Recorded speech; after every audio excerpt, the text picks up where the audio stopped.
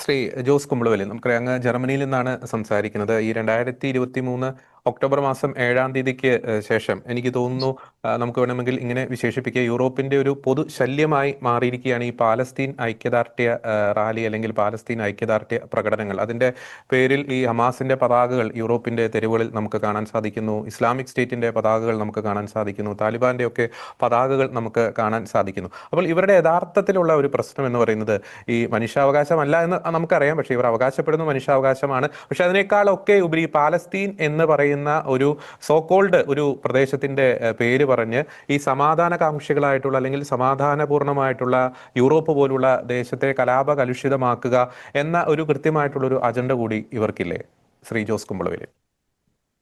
നന്ദി ജോർജി. പ്രസക്തമായ ഒരു ചോദ്യമാണ്. അതായത് 2023 ഒക്ടോബർ 7 ആ ഒരു മനുഷ്യ മനസാക്ഷിയെ നടുക്കിയ ചരിത്രം സംഭവം, അതിനിനിയും 2 വർഷത്തിന്റെ പൂർത്തീകരണത്തിന് ഇനിയും 4 അല്ലെ 5 ദിവസം കൂടെയുള്ളൂ. അത് നമ്മൾ ഓർത്തെടുക്കുമ്പോൾ ഇത് എന്തിനു വേണ്ടി ചെയ്തു? പ്രത്യേകിച്ച് ഹമാസ് എന്ന് പറയുമ്പോൾ മുൻപ് നമ്മുടെയൊക്കെ അല്ലെങ്കിൽ സാധാരണക്കാരന് അല്ലെങ്കിൽ ഒരു ശാന്തത കൈപിടിച്ചുകൊണ്ട് ജീവിതം മുന്നോട്ട് പോയവർക്കൊരു പേടി സ്വപ്നമായിരുന്നു IS, ഇസ്ലാമിക് സ്റ്റേറ്റ് എന്ന് പറയുന്നത്.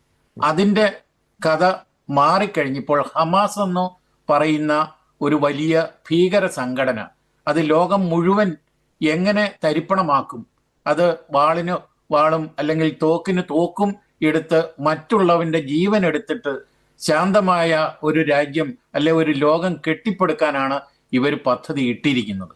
അത് എനിക്ക് മുൻപ് സൂചിപ്പിച്ച 2 വ്യക്തികളും പറഞ്ഞതും ഇതൊക്കെ തന്നെയാണ്. രാഷ്ട്രീയ അജണ്ടയ്ക്ക് ഉപരി ഇവർക്കുള്ളത് മതാധിഷ്ഠിത അജണ്ടയാണ്. അതുകൊണ്ട് തന്നെയാണ് ഇതിനെ നമ്മൾ ആ തരത്തിലാണ് നമ്മൾ ഇതിനെ കാണേണ്ടത്. അതിനെ ഒന്നുകൂടി ഞാൻ പറയുകയാണെങ്കിൽ, ഇപ്പോൾ ആഫ്രിക്കൻ ഭൂഖണ്ഡത്തിലാണ് ക്രൈസ്തവ വിശ്വാസികളെ തലയറുത്തും വെടിവെച്ചും, അതായത് ഏതൊക്കെ തരത്തിൽ ഭീകരത കാണിച്ചുകൊണ്ട് ജീവൻ എടുക്കുന്ന പ്രവൃത്തി. അത് പത്രമാധ്യമങ്ങളിൽ ഒരുപക്ഷെ കേരളത്തില് അല്ലെങ്കിൽ ഇന്ത്യയിൽ വരുന്നതിൽ കൂടുതൽ ഇവിടെ മറ്റ് ഞാനിപ്പോൾ യൂറോപ്പിൽ താമസിക്കുമ്പോൾ യൂറോപ്യൻ മാധ്യമങ്ങളിൽ ഒരു ചെറിയ കോളമെങ്കിലും ഉണ്ടാകുന്നുണ്ട്. ഇത് നമ്മൾ വെച്ച് നോക്കുമ്പോൾ മുൻപ് IS കടൽക്കരയിൽ കണ്ണും മൂടിക്കെട്ടി തലയും മൂടിക്കെട്ടി മുട്ടുകുത്തി നിരത്തി നിർത്തിയിട്ട് കഴുത്തറുത്ത സംഭവം നമ്മുടെ ഉള്ളിൽ ഇപ്പോഴും ഒരു വലിയ വേദനയായിട്ട് നിൽക്കുമ്പോഴാണ് ഇപ്പൊ അതൊന്നും പറയണ്ട.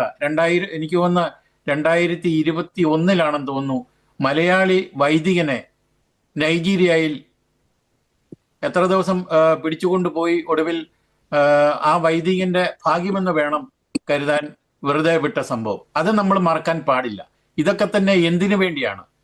ക്രിസ്തീയത രാജ്യത്ത് നിന്ന് അല്ലെ ലോകത്ത് നിന്ന് തുടച്ചു നീക്കി മറ്റൊരു മതം, അതായത് മറ്റൊരു മതം എന്ന് പറയുമ്പോൾ ഇസ്ലാമിക മതം മാത്രം മതി, ഞങ്ങളുടെ കൂടെ കൂടിയാൽ മതി, ഞങ്ങൾ മാത്രം ഇവിടെ ഉണ്ടായാൽ മതി എന്നുള്ള ചിന്ത അത് ലോകം മുഴുവൻ പരക്കെ ഉണ്ടാക്കാൻ ശ്രമിക്കുന്നു. ഒന്നും വേണ്ട, നമ്മുടെ കാലം ചെയ്ത ഫ്രാൻസിസ് മാർപ്പാപ്പായെ പോലും വധിക്കാൻ പദ്ധതിയിട്ടിരുന്ന ISന്റെ കരങ്ങൾക്ക് ആരാണ് ശക്തി അന്ന് കൊടുത്തിരുന്നത്? ദൈവാധീനത്തിൽ അതൊന്നും നടന്നില്ല. എങ്കിൽ പോലും ഇപ്പോഴും പലരും പേടി സ്വപ്നത്തിലാണ് ഇപ്പോൾ ജീവിക്കുന്നത്. അത് മാത്രമല്ല, ഈ മതം പറയുമ്പോൾ അല്ലെങ്കിൽ ഭീകരതയാണ് ഇതിൻ്റെ മുന്നിൽ നിൽക്കുന്നത്. തോക്കെടുത്ത് നിന്നെ മുട്ടുകുത്തിച്ച് എൻ്റെ കൂടെ കൂടിക്കുക എന്ന് പറയുന്നത് എന്ത് മതമാണ്? ക്രൈസ്തവനെ സംബന്ധിച്ച് സഹിഷ്ണുതയും അല്ലെങ്കിൽ വിട്ടുകൊടുക്കലും അല്ലെ സഹാനുഭൂതിയും ചേർന്നിട്ടുള്ള ഒരു സ്വാഭാവികതയുണ്ടെങ്കിൽ ഇസ്ലാമിക തീവ്രവാദികൾ അവർക്ക് വേണ്ടുന്നത് നമ്മുടെ സഹാനുഭൂതിയല്ല, കീഴ്പ്പെടലാണ്. അവിടെയാണ് അതിൻ്റെ പ്രശ്നം. നമ്മൾ ഒരു കുട്ടി ഭൂമിയിലേക്ക് ജനിച്ചു വീണാൽ അവൻ്റെതായിട്ടുള്ള എല്ലാ സ്വാതന്ത്ര്യത്തോടു കൂടിയാണ് ദൈവം അവന് ജീവൻ നൽകിയിരിക്കുന്നത്.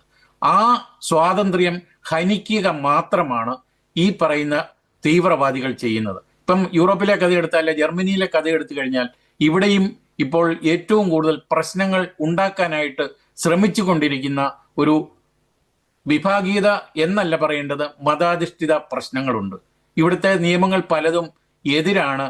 ഇവരെല്ലാം ഒറ്റയടിക്ക് ഇവിടെ നിന്ന് വിടാൻ പറ്റില്ല, പക്ഷെ ഇവരെ അടിച്ചമർത്താൻ പറ്റില്ല. ഈ കഴിഞ്ഞ ദിവസങ്ങളൊക്കെ ബെർലിനിലാണെങ്കിൽ, അല്ലെ ഹാംബുർഗിലാണെങ്കിൽ, അല്ലെ ഡ്രസ്ഡനിലാണെങ്കിൽ ഇവര് കാട്ടിക്കൂട്ടിയ പ്രവർത്തികൾ, ഹമാസിന്റെ കൊടിയും പിടിച്ച് ഹമാസിന് വേണ്ടി വാദിച്ചത്, ഒടുവിൽ ജൂതന്മാരെ മുഴുവൻ ഏതൊക്കെ തരത്തിൽ ഇവിടുന്ന് ഓടിക്കാമോ അല്ലെ കശാപ്പ് ചെയ്യാമോ, ഇതൊക്കെയാണ് ഇവരുടെ ഗൂഢാലോചന. ഇപ്പൊ ഏറ്റവും ഒടുവിൽ മാഞ്ചസ്റ്ററിലെ കഥയാണ് പറയേണ്ടിയിരുന്നത്. 2 ജൂത സിനഗോഗിന് മുന്നിലാണ് സംഭവം നടന്നത്. ഇന്ന് രാവിലെ 9:30 പ്രാദേശിക സമയം 9:33 കണ്ട സംഭവം നടന്നത്. ഇതൊക്കെ തന്നെ ഈ തീവ്രവാദത്തിന് വളം വയ്ക്കുന്ന, ഏറ്റവും കൂടുതൽ അവരെ നമ്മളെ പേടിപ്പെടുത്തുന്ന സംഭവങ്ങളാണ്. അപ്പൊ ഇതിന്റെ ഒറ്റ വാക്കിൽ പറഞ്ഞാൽ, ഭീകരത കൊണ്ട് മനുഷ്യ ആയുസ് മുഴുവൻ, അല്ലെ ശാന്തത കൈ കൊണ്ട് നടക്കുന്ന, അല്ലെ ബൈബിൾ നെഞ്ചോട് ചേർത്ത് നടക്കുന്ന ക്രിസ്ത്യാനിറ്റിയെ ഇല്ലാതാക്കാൻ പറ്റില്ല എന്ന് തന്നെ പറയേണ്ടിയിരിക്കും.